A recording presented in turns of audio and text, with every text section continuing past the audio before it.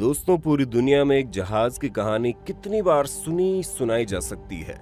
उसका example Titanic है, क्योंकि ये इसके डूबने से एक वक्त में पूरी दुनिया को हिलाकर रख दिया था। साल 1912 में अप्रैल के इसी महीने में टाइटैनिक जहाज बर्फ की चट्टान से टकराकर हादसे का शिकार हुआ। इस हादसे में 1522 लोगों की मौत हो गई। टाइटैनिक उस दौर में लग्जरी का दूसरा नाम था। इस पर सफर करना एक सपने जैसा था। 10 अप्रैल 1912 को ये अपने पहले सफर के लिए साउथहैम्पटन से न्यूयॉर्क के लिए निकला। उस वक्त इस पर करीब 2223 लोग सवार थे। इस पर यात्रियों की लग्जीरियस का पूरा इंतजाम था। ये वजह थी कि इंग्लैंड और अमेरिका के जाने माने बिजनेसमैन और अमीर लोग इस जहाज से सफर कर रहे थे। खुद जहाज के मालिक इसके पहले सफर के गवाह के तौर पर इसमें सवार थे। 3 दिन समुद्र में इस जहाज का सफर नॉर्मल ही था और इसके यात्रियों ने इसकी सुख सुविधाओं का पूरा लुत्फ उठाया। लेकिन 14 अप्रैल उनके लिए मायूसियत भरा था। अटलांटिक में अपने सफर को जारी रखते हुए ये जहाज लगातार आगे बढ़ रहा था, लेकिन इसी दौरान एक बड़ा हिमखंड इस जहाज से टकरा गया, जिससे विमान में गहरी दरार बन गई। अब यहाँ से शुरू हुआ सारा खौफ का मंजर। समुद्र के पानी के दबाव से ये दरार और बढ़ गई और देखते देखते जहाज में पानी भरना शुरू हो गया और जहाज 2 हिस्सों में बट गया। पैसेंजर्स के बीच खौफ का माहौल बन गया।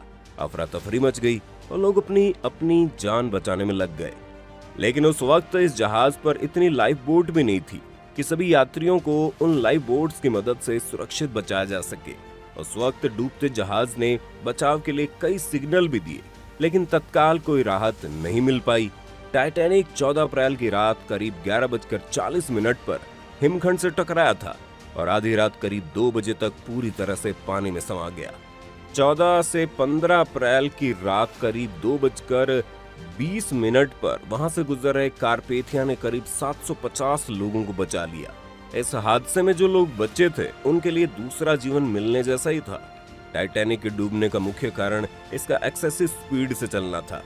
कहा जाता है कि जहाज के मालिक जे ब्रूस ने जहाज के कैप्टन एडवर्ड स्मिथ को आदेश दिया कि वो इसे पूरी स्पीड से चलाए। यही कारण था कि इतने लोग एक साथ काल के गाल में समा गए। समुद्र की गहराई में दफन हुए टाइटैनिक के जुड़े अवशेषों के बारे में अमेरिकी एक्सपर्ट्स का मानना है कि उत्तरी अटलांटिक सागर की तलहटी में मौजूद कीचड़ में कुछ इंसानों के अवशेष बचे हो सकते हैं। National maritime and environmental administration के डायरेक्टर जेम्स डेलगाडो ने कहा कि फॉरेंसिक रिसर्च में पाया गया है कि समुद्र की कीचड़ में कुछ मानवावशेष हो सकते हैं। जेम्स डेलगाडो की माने तो 2004 में एक फोटोग्राफर ने जहाज की कीचड़ में किसी इंसान के कोट और जूते की तस्वीरें खींची थी। इसके अलावा आपको ये भी बता दें कि अब टाइटैनिक को यूनेस्को की प्रोटेक्शन लिस्ट में भी शामिल कर लिया गया है, क्योंकि आज लगभग 5000 से ज्यादा टाइटैनिक के अवशेष समुद्र से निकाले जा चुके हैं और लाखों करोड़ों में उनकी नीलामी हो चुकी है। तो आइए जानते हैं टाइटैनिक से जुड़ी उन्हीं चीजों के बारे में। Music instrument. टाइटैनिक के मलबे के बीच एक पुराना वायलिन पाया जाना जरूर चौंकाने वाली बात नहीं है, लेकिन इसकी बैक स्टोरी बिल्कुल चौंकाने वाली है।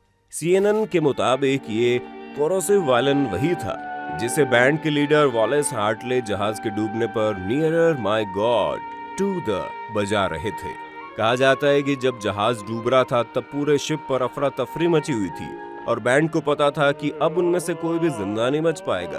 ये जानते हुए भी वो लोगों को शांत करने के लिए साथ ही साथ खुद को और शिप में उपस्थित लोगों की अंतिम विदाई के लिए आखिर तक म्यूजिक बजाते रहे। बेशक ये दिल दहला देने वाला मंजर रहा होगा।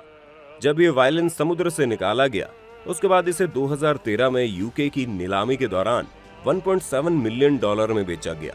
समुद्र से टाइटैनिक के अवशेष निकलते वक्त लोगों के ज्यादा सामान वहां नहीं मिले, लेकिन एक जूता मिला जो कि बेहद ही खराब अवस्था में था, जिसे देखकर साफ अंदाजा लगाया जा सकता है कि उस इंसान का क्या हश्र हुआ होगा उस वक्त। ये आज आप और मैं सोच भी नहीं सकते। किसी भी इंसान का जूता मिलना वाकई बड़ी उपलब्धि थी, क्योंकि टाइटैनिक का मलबा ही कई सालों बाद मिला था और समुद्री जीव जंतुओं के होते हुए किसी भी इंसान का कोई अवशेष मिलना बहुत बड़ी बात थी। Love letter. जी हाँ, उस दौर में स्टारलाइन कंपनी के कैबिन अटेंडेंट रिचर्ड, जो कि टाइटैनिक में मौजूद थे और अपनी ड्यूटी सर्व कर रहे थे, उन्होंने अपनी पत्नी को एक लव लेटर लिखा था, जिसमें उन्होंने ये जिक्र किया था कि अपनी यात्रा में निकलने की शुरुआत में टाइटैनिक न्यूयॉर्क के पास ही एक दूसरे जहाज से टकरा गया, जो कि बिल्कुल भी शुभ संकेत नहीं है और आगे क्या होगा नहीं पता। शायद उसे भी ये नहीं पता था कि वो कभी वापस नहीं आ पाएगा और ये अशुभ संकेत आगे चलकर इतने लोगों की जान काल के गाल में समा देगा। वॉच। जहाज की दुर्घटना में मारे जाने वाले एक इंसान की पॉकेट से एक वॉच मिली और वो अपनी पत्नी लीजा के साथ यात्रा कर रहे थे। जैसे उन्हें पता चला कि अब जहाज डूबने वाला है, उन्होंने अपनी पत्नी को लाइव बोट पर बिठा दिया और खुद मौत के गले जा लगे। बेशक ये दिल को कौंध देने वाली घटना है और असली प्यार के मायने बताने वाली भी। जो चीज इस घड़ी को इतना अनोखा बनाती है वो ये कि आज भी समय के साथ जमी हुई है। यानी उस दिन ये घड़ी ठीक 1:45 पर अटक गई थी, जो उस समय के आसपास थी जब जहाज पानी में डूबा था। Radio of the Titanic. 1912 में मार्कोनी वायरलेस टेलीग्राफ मशीन नाम के इस रेडियो को टाइटैनिक में लगाया गया, जिसके बाद में टाइटैनिक के मलबे से निकाल लिया गया।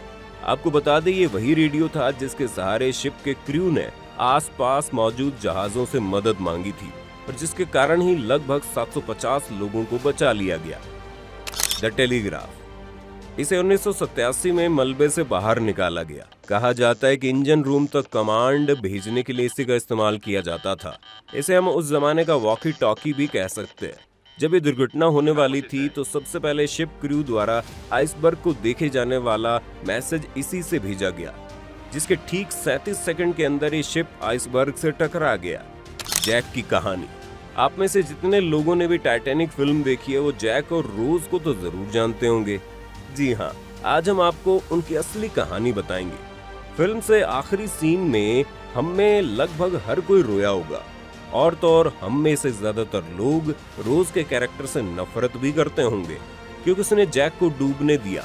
वो चाहती तो उसे बचा सकती थी, लेकिन इतने ठंडे पानी में रहने की वजह से जैक को हाइपोथर्मिया हुआ और वो मारा गया। इसके बाद जैक की बॉडी को तुरंत बाहर निकाल लिया गया, लेकिन जैक की जान नहीं बच पाई।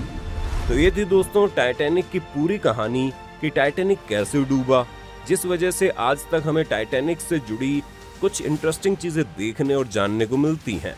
कैसे लगी आपको हमारी आज की वीडियो, हमें कमेंट करके बताना। और अगर वीडियो पसंद आई है ना तो वीडियो को लाइक और शेयर कर देना, साथ ही हमारे चैनल को सब्सक्राइब भी कर देना।